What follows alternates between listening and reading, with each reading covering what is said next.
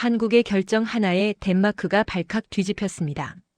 러시아와 우크라이나 전쟁이 3년째 이어지고 미국은 덴마크령 그린란드를 손에 넣겠다며 압박의 수위를 올리고 있었죠.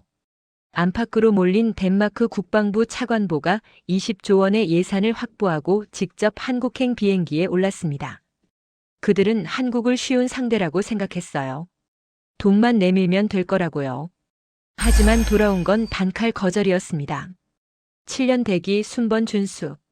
같은 시각 더 충격적인 일이 벌어지고 있었습니다. 폴란드가 한국과 역대급 계약서에 도장을 찍고 있었죠. 한쪽은 문전박대, 한쪽은 국빈급 환대. 대체 무슨 일이 있었던 걸까요? 8년 전 한 번의 조롱이 오늘의 굴욕을 만들었습니다. 지금 그 전말을 공개합니다. 구독과 좋아요를 눌러주시고 감동의 대한민국이라고 댓글을 남겨주세요. 저는 엘레나 바르가 유럽연합 방산 조달 감찰관입니다. 계약서보다 납기표를 먼저 보는 사람이고 감정 대신 숫자를 믿죠. 하지만 지금 제 앞에 펼쳐진 광경은 숫자로 설명할 수 없었습니다. 바르샤바 국제방산 행사장이었어요. 거대한 전시관 안은 두 개의 세계로 나뉘어 있었습니다. 한쪽은 축제처럼 환호성이 터져나왔죠. 폴란드 국기와 태극기가 나란히 걸린 중앙 무대에서 카메라 플래시가 터졌어요. 역대급 계약 체결이라는 현수막이 휘날렸습니다. 그런데 전시관 구석 외곽 라운지에는 전혀 다른 분위기가 흐르고 있었어요. 덴마크 대표단이었습니다. 그들은 창백한 얼굴로 서류 봉투를 쥔 채 서 있었죠. 말이 없었어요. 아니, 할 말이 없어 보였습니다. 3명의 관료가 서로 눈도 마주치지 못한 채 벽만 바라보고 있었어요. 저는 감찰관 신분증을 목에 걸고 행사장을 둘러보다가 그 장면을 봤습니다. 처음엔 그냥 지나칠까 했어요. 제 업무와 직접적인 관련은 없었으니까요. 하지만 귀가 얇은 건 직업병입니다. 덴마크 대표단 뒤쪽에서 한 젊은 실무자가 동료에게 속삭이는 소리가 들렸어요. 20조를 들고 갔는데 대기 7년이래. 저는 걸음을 멈췄습니다. 20조요? 7년 대기요? 유럽에서 20조 원이면 엄청난 금액이에요. 급한 방산 계약에서 그 정도 금액이면 보통 우선순위가 바뀝니다. 협상 테이블이 바뀌죠. 계약 조건이 조정되기 마련이에요. 그런데 7년 대기라니. 저는 속으로 비웃었습니다. 아시아에 뭘 기대했지. 돈만 보고 달려가면 늘 이런 식이야. 하지만 곧 제 핸드폰 화면에 속보가 떴습니다. 덴마크 긴급 방위 태세 격상, 북대서양 긴장 고조, 동맹국 압박 증가. 그 순간 저는 알았어요. 덴마크 대표단의 표정이 자존심 때문이 아니라는 걸요. 저건 생존의 문제였습니다.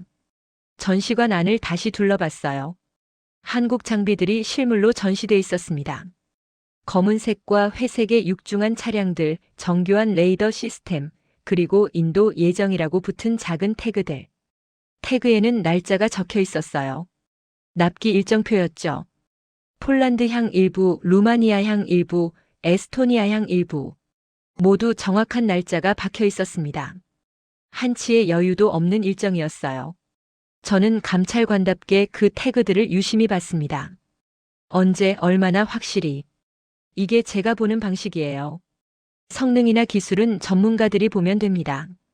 저는 약속이 지켜지는지를 봐요. 그런데 이 태그들은 너무 정확했습니다.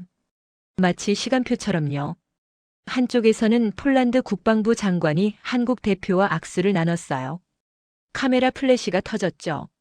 국빈급 환대였습니다. 양국 국기가 나란히 펄럭였고 샴페인이 준비됐어요. 반대편 구석에서는 덴마크 대표단이 외투를 걸친 채 서 있었습니다. 아무도 그들에게 카메라를 들이대지 않았어요. 아무도 그들과 악수하지 않았습니다. 같은 유럽인데 왜 이렇게 다를까요? 저는 그 순간 이상한 감각을 느꼈어요. 뭔가 제가 모르는 이야기가 있다는 느낌이었죠. 표면적으로는 단순해 보였습니다. 한 나라는 계약했고 한 나라는 거절당했어요. 하지만 뭔가 더 깊은 게 있었습니다. 저는 행사장 한쪽 카페테리아로 걸어갔어요. 커피를 사면서 주변을 둘러봤죠. 각국 대표단들이 모여 있었습니다. 그때 누군가 제 팔을 살짝 잡았어요. 돌아보니 제 약혼자 마테오 로카였습니다. 마테오는 유럽 방산 로비스트예요. 잘생긴 외모에 매끄러운 말솜씨를 가진 사람이죠. 항상 VIP 구역에 있고 항상 중요한 사람들과 악수하는 사람입니다. 여기서 뭐해, 엘레나? 그냥 둘러보는 중이야. 마테오는 웃었어요. 하지만 그 웃음이 자연스럽지 않았습니다. 뭔가 불편해 보였어요. 너무 오래 서 있지 마. 피곤해 보여. 괜찮아. 저는 마테오의 손을 뿌리치지 않았어요. 하지만 시선은 그의 뒤쪽으로 향했습니다. VIP 구역 입구에서 한 남자가 마테오를 보고 있었어요. 키가 크고 금발이었죠. 북유럽 사람처럼 보였습니다. 마테오가 그 남자를 보더니 고개를 끄덕였어요. 그리고 저에게 말했습니다. 잠깐 인사하고 올게. 금방이야. 마테오는 그 남자에게 다가갔어요. 두 사람은 악수를 나눴습니다. 너무 친밀했어요. 마치 오래된 친구처럼요. 저는 그들을 멀리서 지켜봤습니다. 금발 남자가 마테오에게 뭔가 말했고 마테오는 고개를 끄덕이며 웃었어요. 두 사람은 잠시 이야기를 나눈 뒤 각자의 방향으로 흩어졌습니다. 이상했어요. 마테오는 보통 저에게 누구를 만나는지 말해줬거든요. 로비스트니까 인맥이 중요하다고 항상 저에게 자랑하듯 얘기했죠. 그런데 오늘은 아무 말도 하지 않았습니다. 저는 VIP 구역 쪽으로 걸어갔어요. 몇몇 관계자들이 모여 이야기하고 있었습니다. 그중 한 명이 제 감찰관 배지를 보더니 인사했어요. 감찰관님, 오늘 행사 어떻게 보셨어요? 흥미롭네요. 특히 대조적인 분위기가요. 그는 웃었습니다. 덴마크 말씀이시죠? 저희도 놀랐어요. 그렇게 큰 금액을 들고 왔는데 문전박대당했다니. 문전박대요? 네.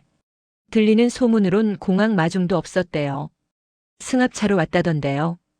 그리고 휴게실에서 30시간 넘게 기다렸다고 합니다. 30시간이요? 저는 귀를 의심했어요. 20조 원을 들고 온 대표단을 30시간 동안 휴게실에 방치했다고요? 맞아요. 그리고 결국 답은 순번 대기였다더군요. 7년이요. 왜 그랬을까요? 그 사람은 어깨를 으쓱했습니다. 글쎄요. 한국은 원래 그런 식이라던데요. 원칙적이라고 해야 하나 융통성이 없다고 해야 하나. 저는 고개를 끄덕였어요. 하지만 속으론 다른 생각이 들었습니다. 원칙적? 융통성 없음? 아니에요. 이건 뭔가 다른 이유가 있었어요. 저는 전시관을 다시 둘러봤습니다. 한국 장비들 옆에 붙은 태그들, 정확한 날짜들, 빈틈없는 일정표. 그리고 덴마크 대표단의 창백한 얼굴. 뭔가 큰 이야기가 숨어 있었습니다. 그리고 저는 그 이야기를 파고들어야 할 것 같았어요. 왜냐하면 제 직감이 말하고 있었거든요. 이건 단순한 계약 거절이 아니라는 걸요. 전시관 중앙으로 다시 걸어갔습니다. 한국 장비들이 거대한 조명 아래 놓여 있었어요. 검은색 장갑차, 자주포, 레이더 시스템. 모두 실물이었죠. 사진이나 브로슈어가 아니라 진짜였습니다. 저는 장비 옆으로 다가갔어요. 다른 사람들은 포신을 보거나 장갑 두께를 확인했습니다. 기술 사양을 묻고 성능을 물었죠. 하지만 저는 달랐어요. 저는 장비 옆에 붙은 작은 태그를 봤습니다. 인도 예정 태그였어요. 폴란드향 K9 자주포 60문 2025년 6월 15일 인도 예정. 루마니아향 천공 방공 시스템 4대대분 2025년 8월 20일 인도 예정. 에스토니아향 K2 전차 50대 2025년 9월 10일 인도 예정. 날짜가 정확했어요. 월까지가 아니라 일까지 박혀 있었습니다. 저는 감찰관으로 수십 년 일했어요. 수많은 방산 계약서를 봤죠. 대부분의 계약서에는 납기가 애매하게 적혀 있습니다. 2분기 중, 하반기 중, 협의 후 결정 같은 식으로요. 왜냐하면 방산 계약은 변수가 많거든요. 생산 라인 문제, 부품 수급 문제, 정치적 문제. 뭐든 터질 수 있어요. 그래서 보통은 여유를 둡니다. 날짜를 확정하지 않죠. 그런데 이 태그들은 달랐어요. 6월 15일, 8월 20일, 9월 10일. 마치 기차 시간표처럼 정확했습니다. 저는 고개를 들어 주변을 둘러봤어요. 한국 부스 담당자가 폴란드 관료와 이야기하고 있었습니다. 폴란드 관료가 물었어요. 이 일정은 확정인가요? 한국 담당자가 대답했습니다. 네. 저희는 확정된 일정만 공개합니다. 변경 가능성은요? 없습니다. 계약하신 날짜에 인도됩니다. 폴란드 관료의 얼굴이 환해졌어요. 그는 동료를 돌아보며 고개를 끄덕였죠. 저는 그 대화를 들으며 뭔가 이상한 느낌을 받았습니다. 확정된 일정만 공개한다고요? 변경 가능성이 없다고요? 이건 자신감이 아니에요. 이건 시스템이었습니다. 저는 전시관 반대편을 봤어요. 덴마크 대표단이 여전히 외곽 라운지에 서 있었습니다. 그들은 서로 대화도 하지 않았어요. 그냥 멍하니 허공을 바라봤죠. 한쪽은 축제였고 한쪽은 장례식 같았습니다. 같은 유럽인데 왜 이렇게 다를까요? 저는 폴란드 부스 쪽으로 걸어갔어요. 거기엔 폴란드 국방부 차관이 한국 대표와 나란히 서 있었습니다. 양국 국기가 배경에 걸려 있었고 카메라가 그들을 향했죠. 폴란드 차관이 말했어요. 오늘은 역사적인 날입니다. 폴란드와 한국의 전략적 동반자 관계가 한 단계 더 깊어지는 순간이죠. 한국 대표가 고개를 숙여 인사했습니다. 저희도 영광입니다. 폴란드의 안보에 기여할 수 있어 기쁩니다. 샴페인이 준비됐어요. 두 사람은 잔을 들어 건배했습니다. 주변에서 박수가 터졌죠. 저는 그 장면을 보면서 속으로 생각했어요. 국빈급 한 대네. 저 정도면 대통령급 대우야. 그리고 시선을 돌렸습니다. 덴마크 대표단 쪽으로요. 그들은 여전히 구석에 서 있었어요. 아무도 그들에게 다가가지 않았습니다. 아무도 그들과 사진을 찍지 않았죠. 저는 걸음을 옮겼습니다. 덴마크 쪽으로요. 가까이 다가가자 그들의 대화가 들렸어요. 이게 말이 되나? 20조를 들고 왔는데. 말을 아껴. 여기서 떠들면 더 망신이야. 그럼 우린 어떻게 해? 본국에 뭐라고 보고하지? 세 사람 모두 목소리가 낮았어요. 분노보다는 수치심이 묻어났습니다. 저는 그들 옆을 지나치는 척하며 귀를 기울였어요. 한 사람이 한숨을 쉬며 말했습니다. 공항에 내렸을 때부터 이상했어. 마중 나온 사람이 없더라고. 승합차였지. 승합차. 우리가 누군데? 휴게실에서 30시간 넘게 기다렸어. 물 한 병, 커피 한 잔 없이. 저는 걸음을 멈췄어요. 30시간이요? 물도 커피도 없이요? 이건 단순한 무례가 아니었습니다. 이건 의도적인 무시였어요. 아니, 무시보다 더 차갑고 정확한 뭔가였습니다. 저는 그들의 대화를 더 들었어요. 그리고 마지막에 뭐라고 했는지 알아? 순번 대기래. 7년이야, 7년. 미친. 7년이면 전쟁 끝나고도 남겠네. 아니, 7년이면 우리나라가 없을 수도 있어. 저는 그 말을 듣는 순간 온몸이 차가워졌어요. 처음엔 통쾌했습니다. 솔직히요. 유럽이 으스대며 아시아를 무시하다가 거절당한 거잖아요. 당연한 일 아닌가요? 하지만 마지막 말이 제 귀를 때렸습니다. 7년이면 우리나라가 없을 수도 있어. 저는 덴마크 대표단의 얼굴을 다시 봤어요. 그들의 표정은 자존심 상한 관료의 얼굴이 아니었습니다. 이건 생존을 걱정하는 사람들의 얼굴이었어요. 저는 핸드폰을 꺼내 뉴스를 검색했습니다. 덴마크 긴급 방위 태세 격상. 북대서양 군사 긴장 고조. 동맹국 압박 증가, 관세 협상 결렬. 북극 자치령 영유권 분쟁 가능성. 뉴스 헤드라인들이 쏟아졌어요. 저는 그제야 이해했습니다. 덴마크는 자존심 때문에 온 게 아니었어요. 살아남기 위해 온 거였습니다. 그런데 한국은 그들을 7년 대기 명단에 올렸어요. 왜죠? 저는 고개를 들어 한국 부스를 다시 봤습니다. 정확한 납기 태그들, 빈틈없는 일정표, 확정된 계약들. 그리고 문득 제 과거가 떠올랐어요. 6년 전이었습니다. 저는 처음으로 아시아 공급망 담당이 됐어요. 상사가 급하게 계약을 밀어붙였죠. 빨리 해, 빨리. 날짜 맞춰야 해. 저는 서류를 제대로 확인하지 못했어요. 시간이 없었거든요. 그리고 계약했습니다. 한 달 뒤 사건이 터졌어요. 가짜 인증서였습니다. 장비 품질 인증서가 조작된 거였죠. 저는 모든 책임을 뒤집어 썼어요. 왜냐하면 제가 서명했으니까요. 상사는 저를 지켜주지 않았습니다. 회사는 저를 징계했어요. 그리고 가장 아팠던 건 약혼자였습니다. 당시 마테오는 저를 위로하지 않았어요. 오히려 거리를 뒀죠. 로비스트 커리어에 먹칠이 될까봐요. 그때부터였습니다. 저는 아시아는 리스크고 서유럽은 품격이라는 방어벽을 세웠어요.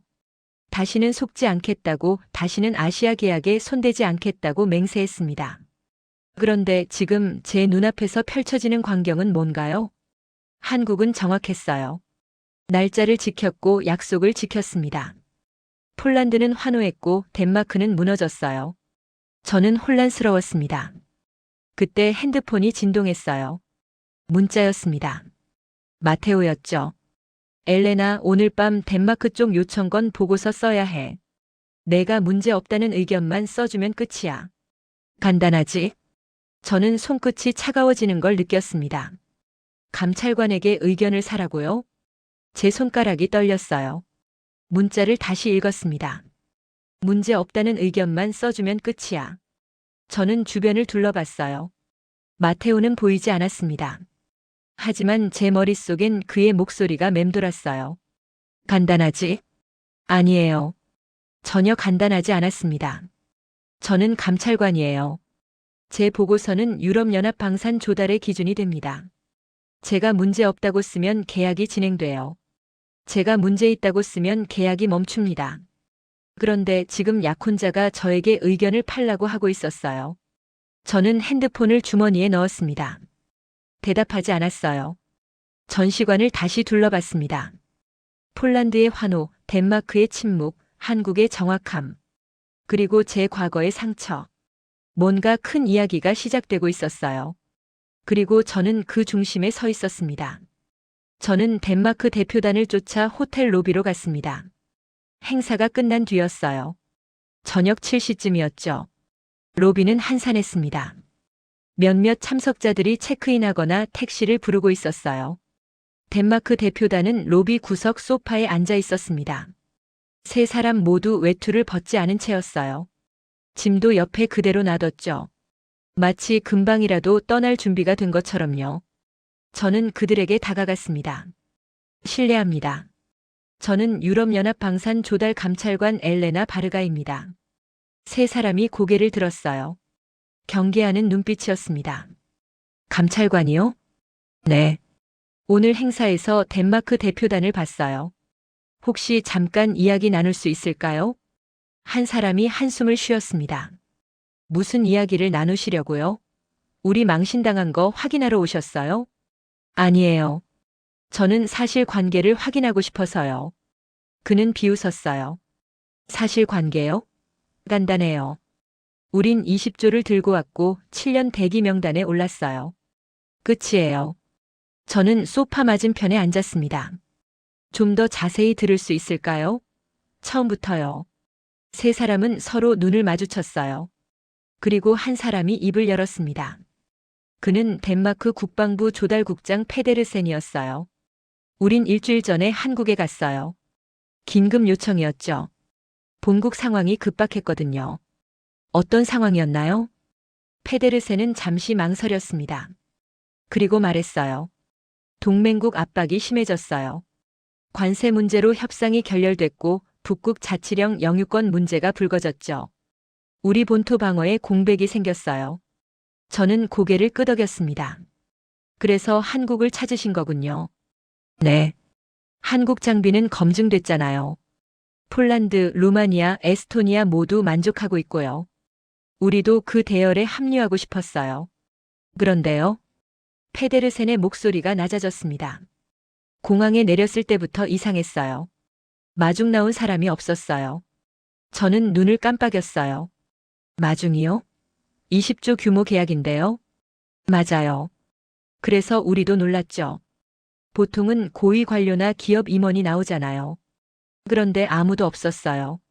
그럼 어떻게 하셨어요? 택시를 탔어요. 우리끼리요. 택시요? 저는 믿을 수 없었어요. 유럽에선 상상도 할 수 없는 일이었거든요. 페데르센이 계속 말했습니다. 호텔에 체크인하고 연락을 기다렸어요. 약속 시간은 다음 날 오전 10시였거든요. 그런데요. 아무 연락이 없었어요. 오전 10시가 지나도 11시가 지나도요. 저는 몸이 굳었습니다. 그럼 어떻게 하셨어요? 우리가 먼저 연락했죠. 한국 기업 담당자에게요. 그랬더니요. 담당자가 말하더군요. 아, 죄송합니다. 일정이 밀렸어요. 오후 3시에 뵙겠습니다라고요. 오후 3시요? 네. 그래서 우린 또 기다렸어요. 호텔 로비에서요. 페데르센의 동료가 끼어들었습니다. 오후 3시가 됐어요. 그런데 또 연락이 왔죠. 일정이 또 밀렸다고요. 내일 오전으로 미루자고요. 하루를 미룬 거예요? 네. 우린 어쩔 수 없이 기다렸어요. 다음 날 오전에 회의실로 갔죠. 그런데요. 회의실이 아니라 휴게실이었어요. 휴게실이요? 네. 작은 방이었어요. 테이블 하나, 의자 4개. 창문도 없었죠. 저는 입술을 깨물었습니다. 그 안에서 얼마나 기다리셨어요? 30시간 넘게요. 저는 숨이 막혔어요. 30시간이요? 물이나 커피는요? 없었어요. 우리가 요청했죠. 그랬더니 자판기가 복도에 있다고 하더군요. 페데르센의 목소리가 떨렸습니다. 우린 유럽 국가 대표단이에요. 20조를 들고 온 사람들이고요. 그런데 자판기에서 커피를 사 마셨어요. 저는 말문이 막혔습니다. 그리고 마지막에 답을 들으셨군요. 네. 30시간 뒤에 담당자가 왔어요. 한국 기업 수출 전략실 책임자라는 사람이요. 이름이 뭐였나요? 강설인이요. 저는 그 이름을 기억했습니다. 강설인. 한국 방산기업 수출 전략실 책임자. 그 사람이 뭐라고 했나요? 페데르센은 쓴웃음을 지었어요. 말이 짧았어요. 인사도 없이 바로 본론으로 들어가더군요. 현재 생산 라인은 모두 차 있습니다. 신규 계약은 7년 후 가능합니다라고요. 7년이요? 협상 여지는 없었나요? 우리도 물었어요. 금액을 더 올릴 수 있다고, 조건을 조정할 수 있다고요. 그랬더니요. 강설인이 대답했대요. 금액으로 순서를 바꿀 수 없습니다. 기존 계약을 지키는 게 우리 원칙입니다라고요. 저는 등받이에 기댔습니다. 그게 전부예요? 네. 그 뒤로 우리 질문엔 답도 안 하더군요. 그냥 서류 봉투 하나 주고 나갔어요. 서류 봉투요? 네. 안에 들어있던 건 순번 대기 확인서였어요. 7년 뒤 연락드리겠습니다라고 적혀 있었죠. 저는 한동안 말이 없었습니다. 분노했어요. 처음엔요. 이게 말이 돼? 20조를 들고 온 사람들한테 이렇게 할 수 있어? 하지만 곧 다른 감정이 밀려왔습니다. 섬뜩함이었어요. 왜냐하면 이건 감정적 모욕이 아니었거든요. 이건 원칙의 질서였습니다. 한국은 덴마크를 욕하지 않았어요. 무시하지도 않았죠. 그냥 순서대로 처리했을 뿐이에요. 공항 마중 없음, 승합차 휴게실 대기 7년 순번. 모두 원칙이었습니다. 한국은 상대를 무너뜨리는데 감정이 필요 없었어요. 그냥 원칙만 지키면 됐습니다. 저는 페데르센에게 물었어요. 그럼 지금 어떻게 하실 건가요? 페데르센은 고개를 떨궜습니다. 모르겠어요. 본국에 보고해야죠. 하지만 뭐라고 보고해야 할지 모르겠어요. 저는 자리에서 일어났습니다. 도움이 될 만한 이야기 감사합니다. 로비를 나와 복도로 걸어갔어요. 그런데 복도 끝에서 익숙한 목소리가 들렸습니다. 마테오였어요. 저는 걸음을 멈추고 기둥 뒤에 몸을 숨겼습니다. 마테오가 누군가와 통화하고 있었어요. 소렌 걱정 마. 엘레나가 보고서만 안전으로 써주면 한국 쪽 여론도 바꿀 수 있어. 저는 심장이 얼어붙는 걸 느꼈습니다. 소렌이요? 그 이름을 들은 순간 제 머릿속에서 퍼즐이 맞춰졌어요. 소렌 달가르드. 덴마크 국방부 차관보. 마테오가 행사장에서 만난 그 금발 남자. 마테오가 계속 말했습니다. 네, 맞아요. 엘레나는 감찰관이니까 영향력이 있어요. 그녀가 한국을 문제없다고 쓰면 여론이 바뀔 거예요. 덴마크가 정당한 요청을 했는데 한국이 무례하게 거절했다는 식으로 프레임을 바꿀 수 있죠. 저는 온몸이 떨렸습니다. 약혼자가 제 직업을 팔고 있었어요. 마테오가 웃으며 말했습니다. 걱정 마세요. 엘레나는 제가 관리할게요. 우린 곧 결혼할 사이니까요. 저는 기둥에 등을 기댔습니다. 숨이 막혔어요. 6년 전 그때도 그랬어요. 가짜 인증서 사건이 터졌을 때 마테오는 저를 지켜주지 않았습니다. 오히려 거리를 뒀죠. 그리고 지금 또다시 저를 이용하려고 하고 있었어요. 저는 주먹을 쥐었습니다. 마테오의 통화가 끝났어요. 그는 복도를 지나 엘리베이터로 향했습니다. 저는 그 뒷모습을 지켜봤어요. 그리고 결심했습니다. 세상을 바꿀 건 아니어도 내 문서는 바꿀 수 없어. 저는 호텔 방으로 돌아갔습니다. 노트북을 켰어요. 그리고 검색을 시작했습니다. 덴마크 국방부 차관보 소렌 달가르드. 한국 방산. 과거 발언. 검색 결과가 쏟아졌습니다. 그리고 저는 한 영상을 찾았어요. 8년 전 북유럽 방산 포럼 영상이었습니다. 재생 버튼을 눌렀어요. 화면에 소렌 달가르드가 나타났습니다. 그는 단상에 서서 말하고 있었어요. 전쟁 중인 나라의 무기를 믿을 수 없습니다. 싼 건 싸구려입니다. 저는 영상을 멈췄습니다. 그리고 다시 재생했어요. 전쟁 중인 나라의 무기를 믿을 수 없습니다. 싼 건 싸구려입니다. 저는 화면을 응시했습니다. 8년 전 소련은 한국을 공개 조롱했어요. 그리고 지금 그는 한국에 20조를 들고 갔습니다. 그런데 한국은 그를 7년 대기 명단에 올렸어요. 저는 영상을 끄고 창밖을 봤습니다. 바르샤바의 밤이 깊어가고 있었어요. 그리고 저는 깨달았습니다. 한국이 덴마크를 거절한 이유는 감정이 아니었어요. 이건 기억이었습니다. 그리고 순서였죠. 다음 날 아침 저는 일찍 일어났습니다. 호텔 조식도 거르고 노트북 앞에 앉았어요. 밤새 잠을 못 잤거든요. 머릿속이 복잡했습니다. 소렌 달가르드. 8년 전 그 영상. 그리고 지금의 7년 대기. 저는 더 파고들어야 했어요. 검색창에 입력했습니다. 2017년 북유럽 방산 포럼 소렌 달가르드 발언. 자료들이 쏟아졌어요. 기사, 논평, 토론 영상. 저는 하나씩 클릭했습니다. 첫 번째 기사 제목이었어요. 덴마크 차관보 한국 방산 수출 공개 비판. 기사 내용을 읽었습니다. 2017년 5월 12일 코펜하겐에서 열린 북유럽 방산 포럼에서 덴마크 국방부 차관보 소렌 달가르드는 한국 방산 기업의 공격적 마케팅을 비판했다.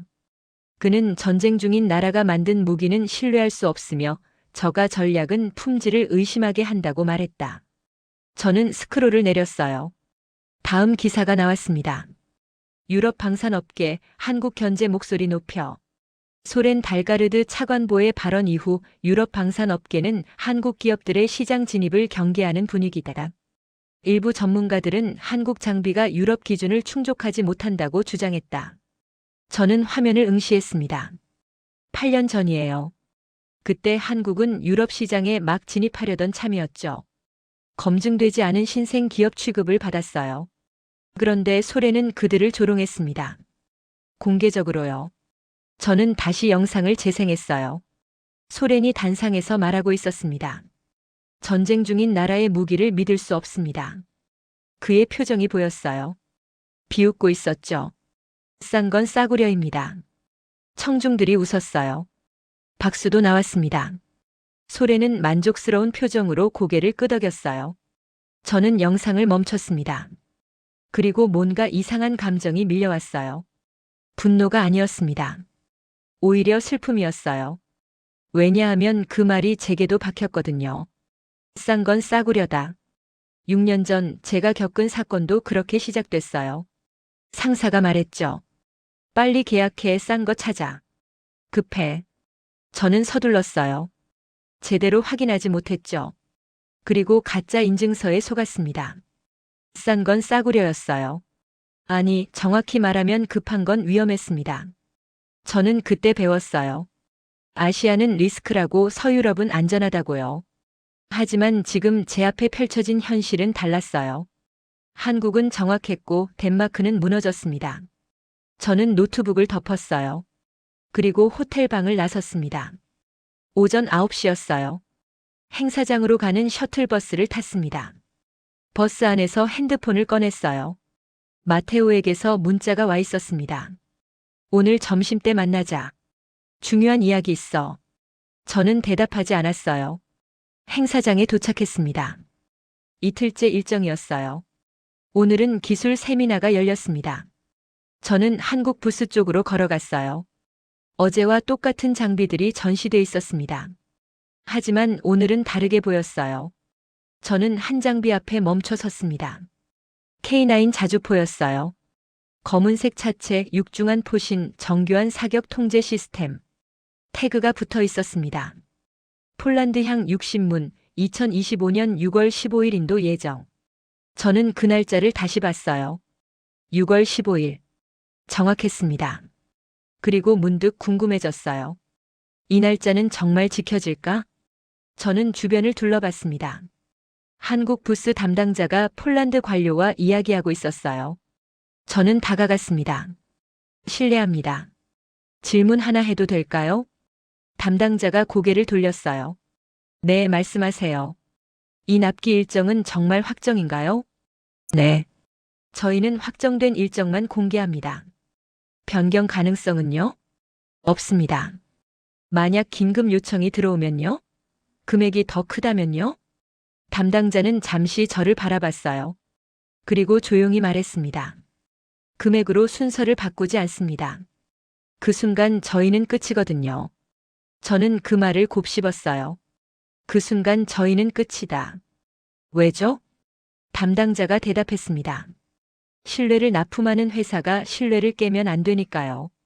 저는 숨이 멎는 것 같았어요. 신뢰를 납품한다고요? 네. 저희는 장비만 파는 게 아니에요. 약속을 파는 겁니다.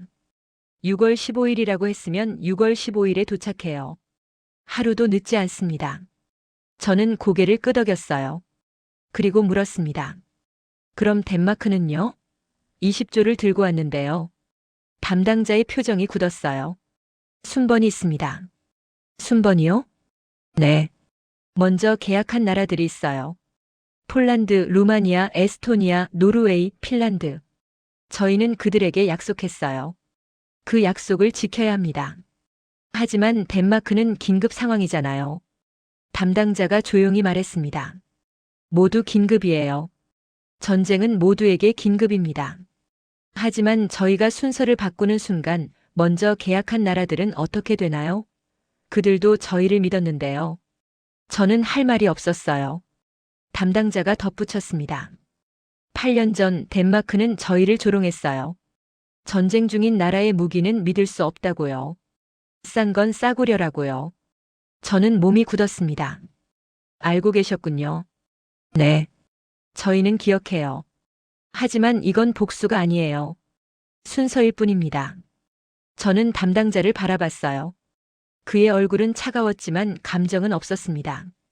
그냥 사실을 말하고 있을 뿐이었어요. 저는 자리를 떠났습니다.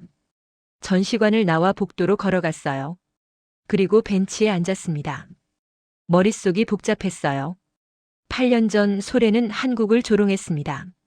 한국은 그걸 기억했어요. 하지만 복수하지 않았습니다. 그냥 순서를 지켰을 뿐이에요. 저는 핸드폰을 꺼냈습니다. 그리고 다시 그 영상을 재생했어요. 소련의 목소리가 들렸습니다. 전쟁 중인 나라의 무기를 믿을 수 없습니다. 저는 영상을 끄고 창밖을 봤어요. 바르샤바의 하늘은 맑았습니다. 하지만 제 마음은 무거웠어요. 왜냐하면 저도 똑같았거든요. 6년 전 저도 아시아를 의심했어요. 아시아는 리스크라고 서유럽은 안전하다고 믿었습니다. 하지만 지금 보니 리스크는 지역이 아니었어요. 리스크는 사람의 탐욕에서 나왔습니다. 그리고 그 탐욕은 제 옆에 있었어요. 마테오였습니다. 점심시간이 됐습니다. 저는 행사장 카페테리아로 갔어요. 마테오가 구석 테이블에 앉아 있었습니다. 저를 보자 손을 들어 흔들었어요. 저는 천천히 다가갔습니다. 그리고 마주 앉았죠. 마테오가 웃으며 말했어요. 늦었네. 배고팠어. 미안. 뭐 먹을래? 내가 살게. 괜찮아. 식욕 없어. 마테오는 이미 주문한 샌드위치를 먹기 시작했어요. 저는 그를 바라봤습니다. 어제 덴마크 차관보랑 통화했지? 마테오의 손이 멈췄어요. 뭐? 소렌 달가르드. 덴마크 국방부 차관보. 내가 호텔 복도에서 통화한 사람. 마테오의 얼굴이 굳었습니다. 어떻게 알았어? 들었어. 내 목소리. 마테오는 샌드위치를 내려놨어요. 엘레나, 오해하지 마. 그건 그냥 업무야. 업무요? 내 보고서를 팔아넘기는 게 업무야? 마테오는 한숨을 쉬었습니다. 팔아넘긴다니 그게 무슨 말이야? 나는 내가 객관적으로 쓰길 바란 것뿐이야. 객관적이요? 문제 없다고 쓰라는 게 객관적이에요? 마테오는 테이블에 팔을 기댔어요. 엘레나 들어봐. 덴마크는 급해. 진짜 급하다고. 20조를 들고 왔는데 한국이 7년 대기래. 말이 돼? 한국에는 순서가 있어요. 순서? 20조면 순서를 바꿀 수 있잖아. 저는 마테오를 똑바로 봤어요. 그게 바로 문제야. 돈으로 순서를 바꾸는 게. 마테오가 비웃었어요. 세상이 원래 그래, 엘레나. 돈이 있으면 순서가 바뀌어. 그게 현실이야. 저는 고개를 저었습니다. 한국은 그렇게 하지 않아요. 그래서 덴마크가 망하는 거야. 한국이 원칙 지킨다고 자랑하는 동안 덴마크는 전쟁 준비도 못하고 있어. 저는 마테오의 목소리가 커지는 걸 느꼈어요. 주변 사람들이 쳐다봤습니다. 마테오는 목소리를 낮췄어요. 엘레나 제발. 이번만 도와줘. 내 보고서 한 줄이면 돼. 한국이 유연하지 못했다. 협상 의지가 부족했다. 뭐 그런 식으로만 써줘. 그럼 한국이 나빠 보이겠네요. 그게 중요한 게 아니야. 덴마크를 살리는 게 중요하지. 저는 테이블 위에 손을 올렸어요. 마테오, 나는 감찰관이에요. 사실을 쓰는 사람이죠. 의견을 파는 사람이 아니에요. 마테오의 얼굴이 일그러졌습니다. 엘레나, 너 진짜 고지식하구나. 세상이 어떻게 돌아가는지 몰라? 저는 자리에서 일어났어요. 알아요. 하지만 난 그렇게 살고 싶지 않아요. 엘레나. 마테오가 제 팔을 잡았습니다. 저는 그의 손을 뿌리쳤어요. 손 떼요. 마테오는 잠시 저를 바라봤어요. 그리고 조용히 말했습니다. 너 감찰관이니까 세상을 바꿀 수 있다고 착각하지 마. 너는 그냥 서류 쓰는 사람일 뿐이야. 저는 한 발짝 물러섰습니다. 그래요. 저는 서류 쓰는 사람이에요. 하지만 그 서류는 제가 씁니다. 당신이 아니에요. 저는 카페테리아를 나왔어요. 복도로 걸어가면서 손이 떨리는 걸 느꼈습니다. 분노였어요. 아니, 배신감이었죠. 6년 전에도 그랬어요. 마테오는 저를 지켜주지 않았습니다. 그리고 지금도 저를 이용하려고 하고 있었어요. 저는 전시관 밖으로 나가 신선한 공기를 마셨습니다. 그리고 핸드폰을 꺼냈어요. 검색했습니다. 강설인. 한국 방산기업 수출전략실 책임자. 몇 가지 기사가 나왔어요. 그녀는 40대 초반이었습니다. 기사를 읽었어요. 강설인 책임자는 원칙적이고 말이 적기로 유명하다. 그녀는 감정보다 절차를 중시하며 계약서의 모든 조항을 정확히 이행하는 것으로 알려져 있다. 저는 기사를 덮었어요. 그리고 결심했습니다. 강설인을 직접 만나야겠다고요. 저는 한국 부스로 걸어갔습니다. 담당자에게 물었어요. 강설인 책임자를 만날 수 있을까요? 담당자가 저를 봤어요. 무슨 일이신지요? 저는 유럽연합 방산 조달 감찰관 엘레나 바르가입니다. 공식 인터뷰를 요청합니다. 담당자는 잠시 망설였어요. 그리고 말했습니다. 잠시만 기다려주세요. 그는 전화를 걸었어요. 몇 분 뒤 한 여성이 나타났습니다. 40대 초반 검은색 정장 짧은 머리. 표정이 없었어요. 아니, 정확히는 감정이 드러나지 않았습니다. 저는 엘레나 바르가입니다. 강설인입니다. 악수를 나눴어요. 그녀의 손은 차가웠습니다. 어디서 이야기할까요? 저쪽 회의실로 가시죠. 우리는 작은 회의실로 들어갔어요. 테이블 하나, 의자 2개. 강설인이 먼저 앉았습니다. 저도 마주 앉았어요. 무슨 일로 오셨나요? 덴마크 건에 대해 묻고 싶어요. 강설인은 고개를 끄덕였어요. 들으시죠? 20조 원 규모의 계약을 7년 대기로 돌렸다고요? 네. 왜요? 생산 라인이 차 있습니다. 금액을 올리면요? 조건을 조정하면요? 강설이는 잠시 저를 바라봤어요. 그리고 조용히 말했습니다. 금액으로 순서를 바꿀 수 없습니다. 왜요? 그 순간부터 우리는 끝입니다. 무슨 뜻이에요? 강설인이 테이블에 손을 올렸어요. 신뢰를 납품하는 회사가 신뢰를 깨는 회사가 되거든요.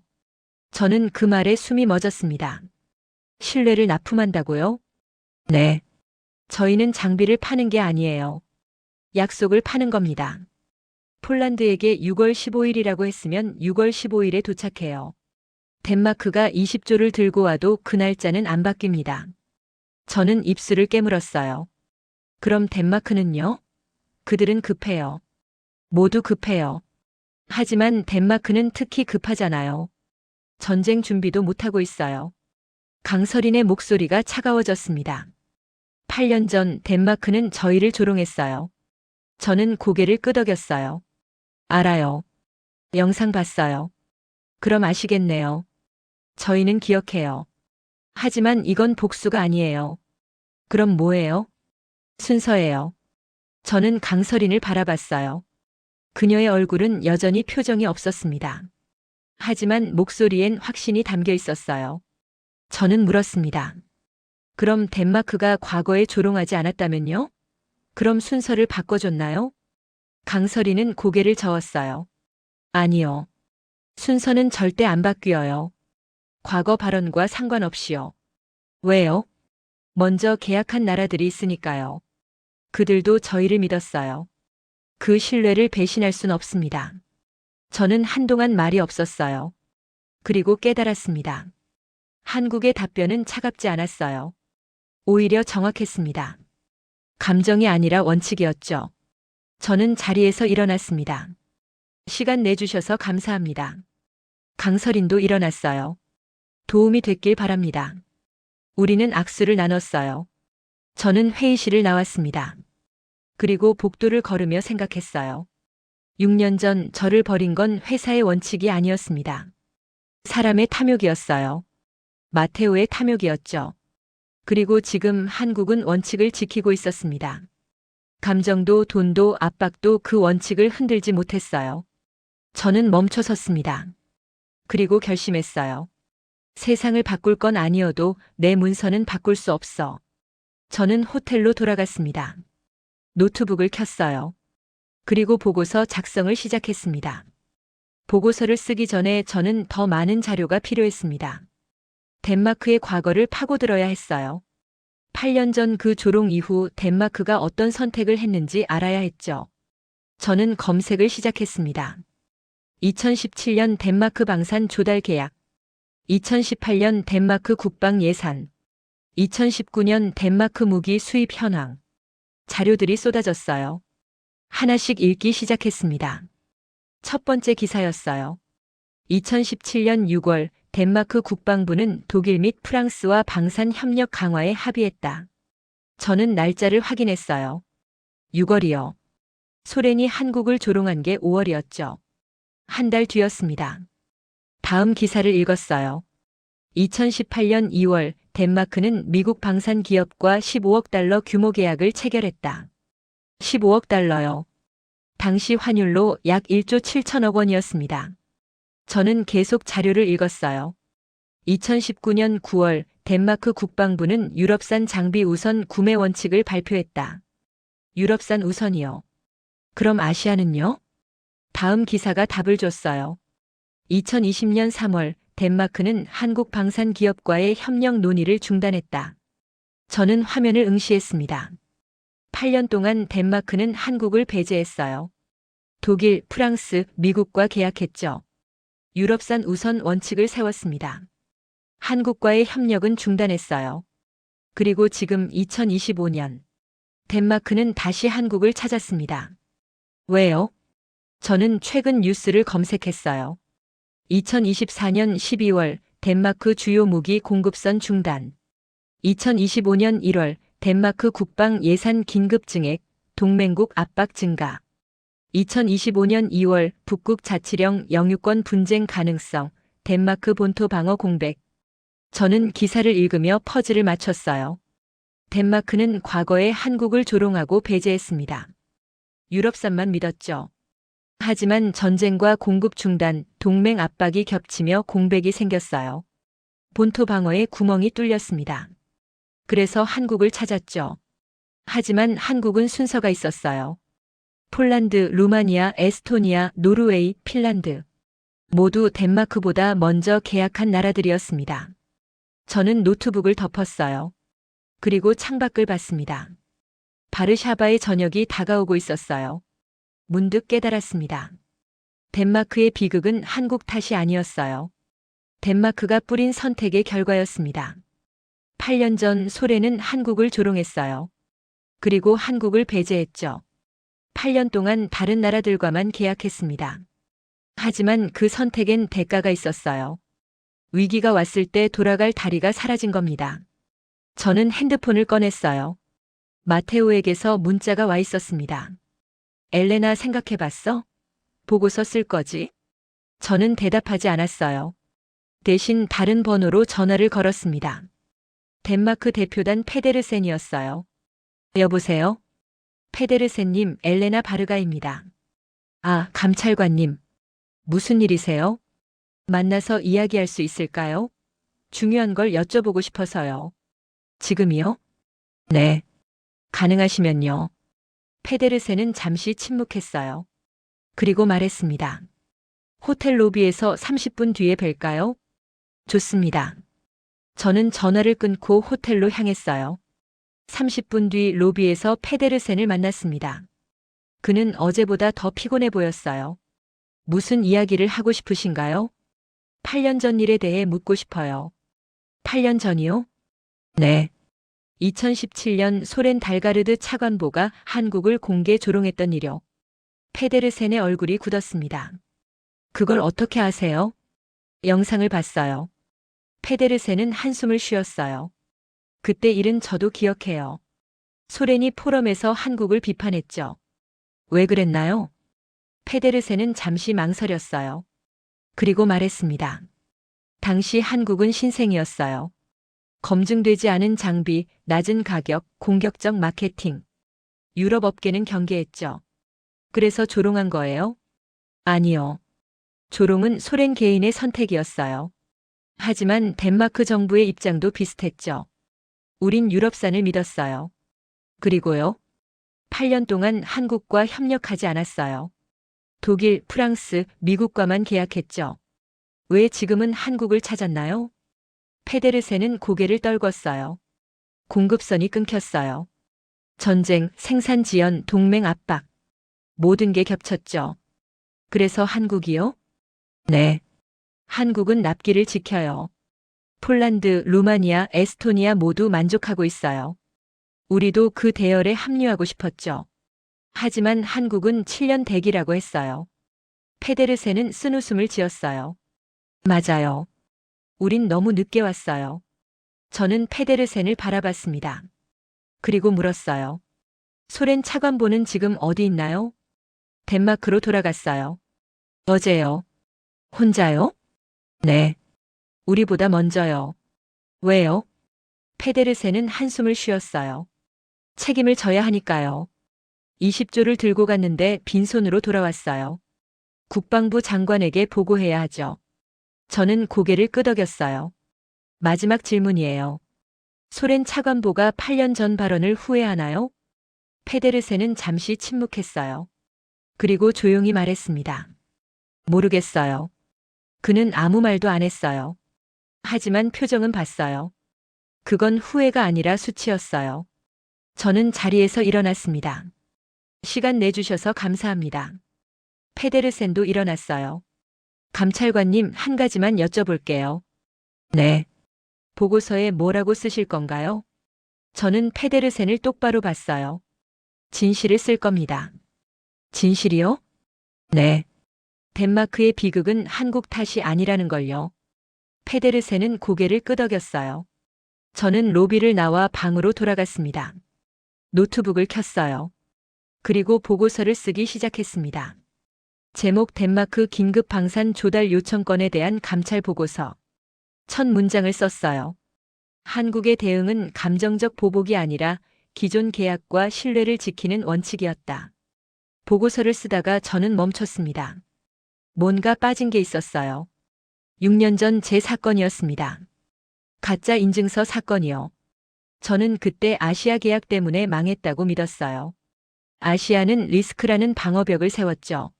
하지만 지금 보니 뭔가 이상했습니다. 한국은 정확했어요. 납기를 지켰고 신뢰를 지켰죠. 그럼 6년 전 그 가짜 인증서는요? 저는 노트북에서 파일을 열었어요. 6년 전 사건 기록이었습니다. 당시 저는 모든 서류를 보관했거든요. 계약서, 인증서, 이메일 기록. 파일을 하나씩 열어봤어요. 계약서가 나왔습니다. 공급업체 이름 아시아 퍼시픽 트레이딩. 본사 싱가포르. 담당자 제임스 림. 저는 그 이름을 기억했어요. 제임스 림. 저에게 가짜 인증서를 준 사람이죠. 하지만 뭔가 이상했습니다. 저는 이메일 기록을 열었어요. 제임스 림과 주고받은 이메일들이었습니다. 날짜를 확인했어요. 2019년 3월 5일. 제임스 림이 보낸 이메일이었죠. 내용을 읽었습니다. 바르가 감찰관님 인증서를 첨부합니다. 검토 부탁드립니다. 인증서 파일이 첨부돼 있었어요. 저는 그 파일을 열었습니다. 품질 인증서였어요. 발급 기관 유럽 품질 인증원. 날짜 2019년 2월 28일. 서명 안드레아스 밀러 박사. 저는 그 인증서를 다시 봤어요. 6년 전엔 진짜인 줄 알았습니다. 하지만 한 달 뒤 조작된 거로 밝혀졌죠. 문제는 누가 조작했느냐였어요. 저는 당시엔 제임스 림이라고 생각했습니다. 아시아 브로커니까요. 하지만 지금 다시 보니 이상한 점이 있었어요. 인증기관이 유럽이었습니다. 유럽 품질 인증원이요. 아시아 브로커가 왜 유럽 인증서를 조작했을까요? 저는 다음 이메일을 열었어요. 제임스 림이 보낸 거였습니다. 바르가 감찰관님 인증서는 유럽 파트너를 통해 받았습니다. 신뢰할 수 있습니다. 유럽 파트너요? 저는 다음 이메일로 넘어갔어요.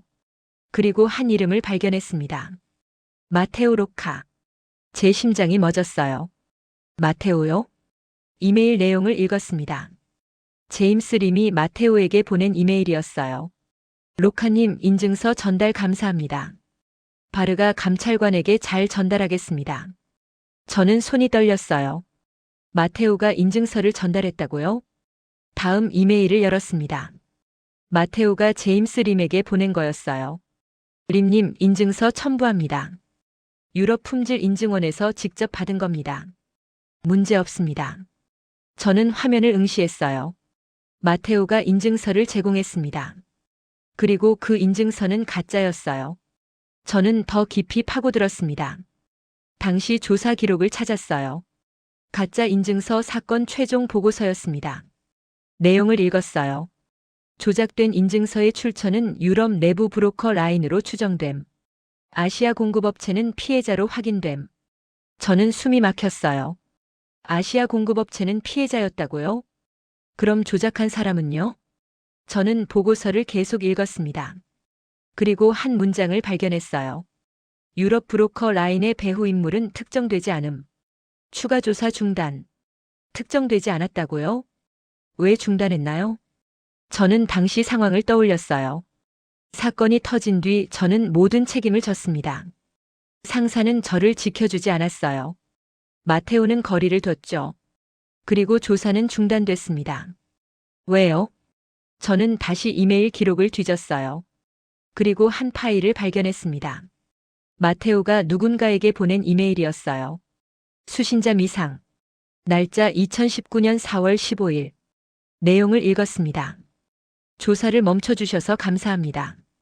이 일은 여기서 끝내는 게 좋겠습니다. 바르가는 책임을 졌고 더 이상 파고들 필요 없습니다. 저는 온몸이 얼어붙었어요. 마테오가 조사를 멈췄다고요? 왜요? 그리고 문득 깨달았습니다. 마테오가 배후였어요. 6년 전 가짜 인증서를 만든 사람은 마테오였습니다. 그는 유럽 브로커였고 인증기관과 연결돼 있었어요. 인증서를 조작할 수 있었죠. 그리고 저에게 넘겼습니다. 왜요? 저는 다시 당시 상황을 떠올렸어요. 그때 마테오는 로비스트로 커리어를 시작했습니다. 돈이 필요했어요. 그리고 아시아 계약은 수수료가 컸죠. 빠르게 계약하면 빠르게 돈이 들어왔습니다. 하지만 품질 검증엔 시간이 걸렸어요. 그래서 마테오는 가짜 인증서를 만들었습니다. 빨리 계약하기 위해서요.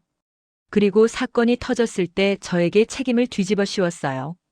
저는 감찰관이니까 서명했고 책임을 졌죠. 마테오는 뒤로 빠졌습니다. 조사를 멈추게 했어요. 그리고 저를 버렸습니다. 약혼자로서가 아니라 공범으로서 거리를 둔 겁니다. 저는 노트북 앞에서 울컥했어요. 6년 동안 저는 아시아를 의심했습니다. 아시아는 리스크라고 믿었어요. 하지만 진짜 리스크는 제 옆에 있었습니다. 마테오였어요. 사랑이 아니라 거래였습니다. 저는 핸드폰을 꺼냈어요. 마테오에게 전화를 걸었습니다. 여보세요? 마테오 나야. 엘레나? 무슨 일이야? 6년 전 일 기억해? 6년 전요? 무슨 일이요? 가짜 인증서요. 마테오는 잠시 침묵했어요. 그리고 말했습니다. 왜 갑자기 그 얘기를? 내가 만든 거지. 뭐? 인증서. 내가 조작한 거야. 마테오는 웃었어요. 무슨 소리야? 증거라도 있어? 이메일 기록 다 봤어. 내가 제임스 림에게 인증서 줬고 조사도 중단시켰어. 마테오의 목소리가 낮아졌습니다. 엘레나, 그건 오해야. 오해요? 6년 동안 나를 속인 게 오해예요? 그땐 어쩔 수 없었어. 돈이 필요했고 시간이 없었어. 그래서 날 희생시킨 거야? 마테오는 한숨을 쉬었어요. 엘레나, 이미 지난 일이야. 왜 지금 꺼내? 지난 일이요? 나는 6년 동안 아시아를 의심하며 살았어요. 내 커리어에 먹칠을 하고 내 인생을 망가뜨렸는데 지난 일이라고요? 마테오가 소리쳤어요. 그럼 어쩌라고? 이제 와서 뭘 바꿀 수 있어? 저는 조용히 말했습니다. 어쩔 수 없었던 건 내가 아니라 내 양심이었겠지. 전화를 끊었어요. 손이 떨렸습니다. 하지만 마음은 가벼워졌어요. 왜냐하면 이제 알았으니까요. 제 인생을 망친 건 아시아가 아니었습니다. 사람의 탐욕이었어요. 마테오의 탐욕이었죠. 그리고 이제 저는 자유로워졌습니다. 편견에서요. 저는 노트북으로 돌아갔어요. 보고서를 계속 썼습니다. 새로운 문장을 추가했어요. 리스크는 지역이 아니라 사람의 탐욕에서 나온다.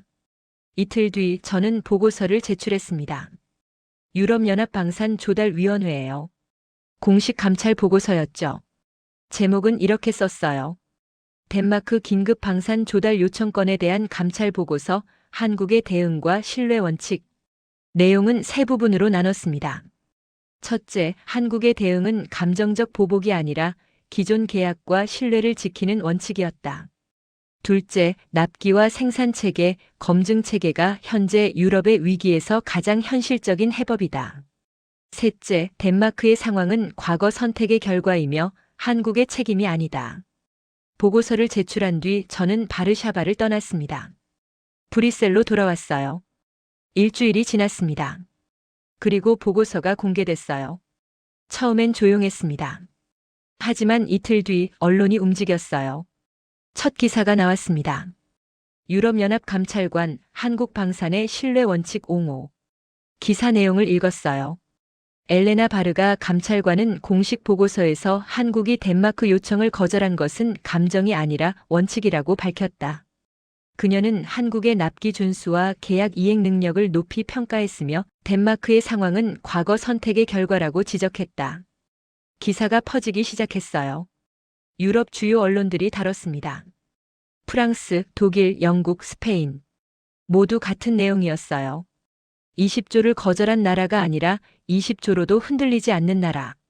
프레임이 바뀌기 시작했습니다. 폴란드 국방부 장관이 인터뷰했어요. 한국은 약속을 지키는 나라입니다. 우리는 그 신뢰 때문에 계약했고 지금까지 한 번도 실망한 적이 없습니다. 루마니아 대통령이 성명을 냈어요. 한국의 원칙은 유럽이 배워야 할 가치입니다. 에스토니아 총리도 말했습니다. 우리는 한국을 선택했고 한국은 우리를 지켰습니다. 여론이 완전히 뒤집혔어요.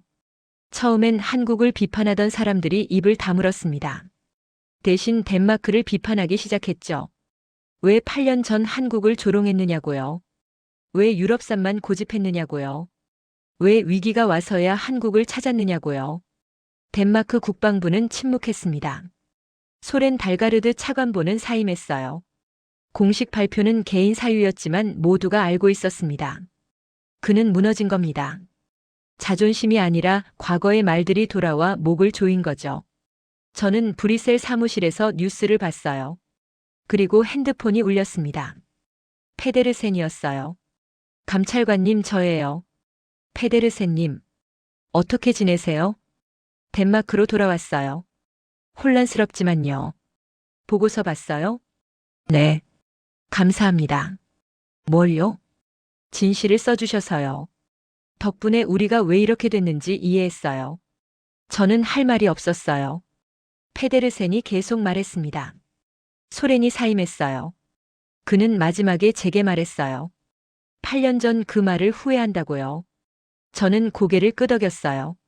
하지만 늦었네요. 네. 너무 늦었어요. 전화를 끊고 저는 창밖을 봤습니다. 브뤼셀의 하늘은 흐렸어요.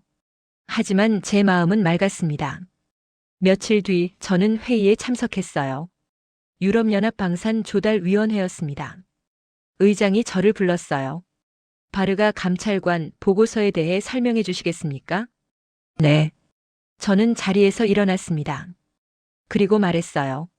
한국의 대응은 복수가 아니었습니다. 원칙이었어요. 그들은 먼저 계약한 나라들을 지켰습니다. 폴란드, 루마니아, 에스토니아. 모두 한국을 믿었고 한국은 그 신뢰를 배신하지 않았어요. 의장이 물었습니다. 그럼 덴마크는요? 덴마크는 8년 전 한국을 배제했습니다. 그리고 위기가 왔을 때 돌아갈 다리가 없었어요. 이건 한국의 잘못이 아니라 덴마크의 선택입니다. 회의실이 조용해졌어요. 그리고 한 위원이 손을 들었습니다. 그럼 우리는 뭘 배워야 할까요?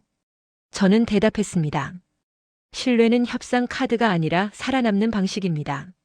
한국은 그걸 보여줬어요. 우리도 배워야 합니다. 회의가 끝난 뒤 저는 사무실로 돌아왔어요. 그리고 마테오에게서 문자가 와 있었습니다.